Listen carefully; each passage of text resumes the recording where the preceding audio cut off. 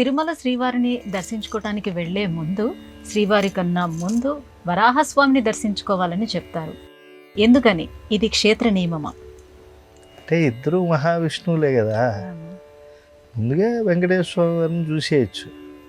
ఎందుకు వరాహస్వామిని చూడాలి అనేటువంటి సందేహం కూడా చాలామంది కలుగుతూ ఉంటుంది. కానీ తిరుమలలో మాత్రం అక్కడ శ్రద్ధగా స్వామి పుష్కరిణి చేయాలి. ఆ స్నానాన్ని ఆచరించి దాన్ని పూజించాలి. దానికన్నా ముందు పూర్వం ఇంకా వేడి ఆంజనేయ స్వామి అంటారు, వేడుకునే ఆంజనేయ స్వామి, శ్రీ వెంకటేశ్వర సేవాగ్రగణ్యుడు అని చెప్పి అన్నమయ్య ఆయన అభినందించారు. అందుకే చూడండి, బ్రహ్మోత్సవాల్లో ఈ పట్టుబట్టల సమర్పణ ఇవన్నీ కూడా అక్కడి నుంచే పట్టుకెళ్ళి భగవంతుడికి ఇస్తూ ఉంటారు. ఆయన్ని సిరియ తిరువడిని కూడా వైష్ణవ సంప్రదాయంలో గౌరవిస్తూ ఉంటారు. పెరియ తిరువడిని గరుడాళ్ళు అని అంటారే, అలాగే సిరియ తిరువడి. అక్కడే రామాయణ వ్యాఖ్యాత అయినటువంటి గోవిందరాజయ్య స్వామి గారు అక్కడ రామాయణాన్ని అంతా చదివి ఆయనకి తోచిన వ్యాఖ్యానం రాశాడు. అంత శక్తివంతుడు ఆంజనేయ స్వామి. కాబట్టి ఆంజనేయ స్వామి వారి దగ్గర ఒక కొబ్బరికాయ కొట్టి చక్కగా కర్పూర నీరాజనం ఇచ్చుకుని స్వామి పుష్కరంలో స్నానం చేసుకుని ఆ శుచిస్నాతులైనటువంటి వాళ్ళు ముందుగా వరాహస్వామి దర్శనం చేసుకోవాలి. ఎందుకంటే ఇది శ్వేతవరాహ కల్పం. ఈ భూమి అంతా ఎవరిది? వరాహస్వామిదే.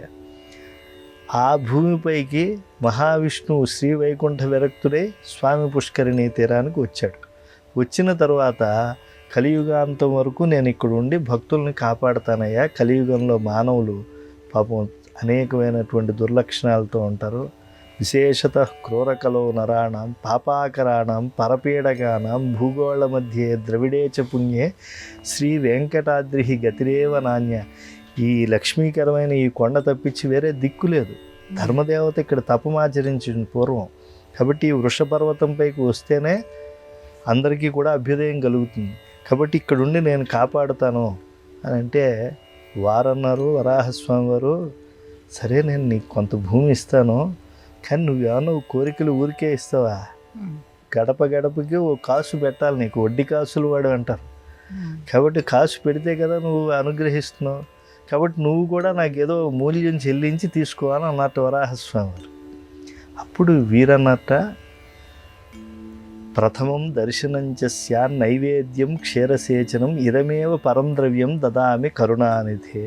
కరుణతో నాకు నువ్వు 100 అడుగుల స్థలాన్ని ఇస్తున్నావు. ఇస్తూ ఉండేప్పుడు మొదటి దర్శనం నీకే అని చెప్పి నేను ఇస్తున్నాను. ఇంక నుంచి నియమం, తిరుమల వెంకటేశ్వర స్వామి ద్వారా ఎవడు అనుగ్రహాన్ని పొందాలనుకుంటాడో వెంకటాచలానికి వచ్చి ముందుగా వరాహస్వామినే దర్శించాలి. నైవేద్యం క్షీరసేచనం. మొదట నైవేద్యం ఆదివరాహస్వామి ఆలయానికి ప్రత్యేకంగా పోటు ప్రాంగణం ఉండదు.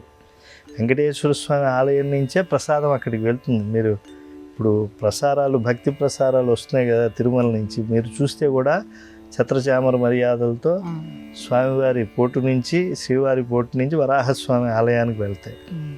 కాబట్టి అక్కడ ప్రసాద నివేదన అయిన తర్వాత వెంకటేశ్వర స్వామి నివేదన జరుగుతుంది.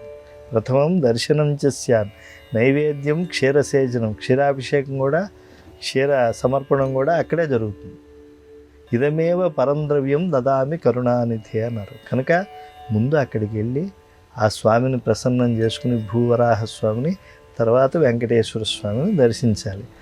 కాదండి నేను ఇలాగే చేసేస్తాను అని అంటే చేసేయి. ఎందుకు చేస్తున్నాను అసలు వరాహస్వామి దర్శనం చేయకుండా వెంకటేశ్వర స్వామి దర్శనం? ఆయన తృప్తి కోసం కదా. ఆయనే ఏం చెప్తున్నారు? దర్శనాత్ ప్రాగ్ వరాహస్య శ్రీనివాసో నమేన్నచ. శ్రీనివాసుడికి నమస్కారం చేయకూడదు వరాహ దర్శనం చేయకుండా. ఒకవేళ చేస్తే శ్రీనివాస నతృప్యతి, శ్రీనివాస స్వామి ఎప్పటికీ కూడా ఆనందించడు. ఏదో కొంత ఫలం ఇస్తే ఇవ్వచ్చు, కానీ ఆయన ఫలాన్ని ఇవ్వడు. కాబట్టి ప్రథమ దర్శనం ఎవరు? వరాహస్వామి, తర్వాత వెంకటేశ్వర స్వామి. ఇది క్షేత్ర మర్యాద. ఒక క్షేత్రానికి వెళ్తే ఆ పద్ధతి పాటించాలి.